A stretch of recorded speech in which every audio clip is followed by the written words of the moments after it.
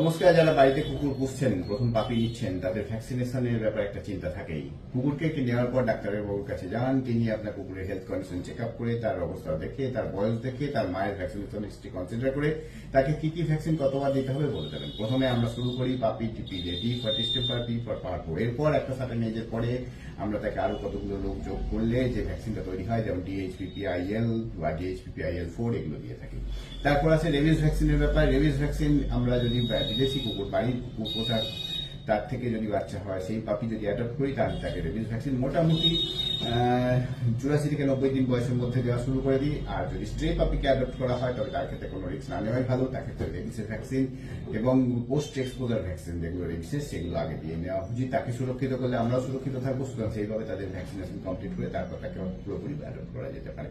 Booster dose অবশ্যই ভ্যাকসিনে দিতে হবে, যাতে তার ইমিউনিটি প্রপারলি তৈরি হয়, এবং অ্যানুয়াল রিভ্যাকসিনেশনও দরকার। এই কোর ভ্যাকসিনগুলো হয়ে যাওয়ার পর নন কোর ভ্যাকসিন, যেমন করোনা ভাইরাস ভ্যাকসিন কুকুরের ক্ষেত্রে, এবং কেনেল কাপ ভ্যাকসিন, যেগুলো খুব একটা ঘটে না কিন্তু ঘটলে দেওয়া উচিত, সেই রকম ভ্যাকসিনও আপনারা দিতে পারেন। বিড়ালের ক্ষেত্রে ফেলাইন সিআরপি, ক্যালসিভাইরাস, রাইনোটাইটিস, প্যানলিউকোপিনিয়া কোর ভ্যাকসিনের মধ্যে পড়ে। এগুলো দেওয়া দরকার, কারণ এগুলোতে মারাত্মক আকার ধারণ করছে রোগ, এবং বছর বছর অ্যানুয়াল রিভ্যাকসিনেশন করা জরুরি। তার সঙ্গে অবশ্যই রেবিস ভ্যাকসিন বিড়ালের ক্ষেত্রেও প্রযোজ্য, কারণ এইটাও জলাতঙ্ক রোগ সবসময় আমাদের এই সমস্ত দেশে দেখা যায়। তার বিড়ালের ক্ষেত্রেও রেবিস ভ্যাকসিন এবং তার উপযুক্ত বুস্টার ডোজ আমাদের দেওয়া দরকার বিড়ালকে। এবং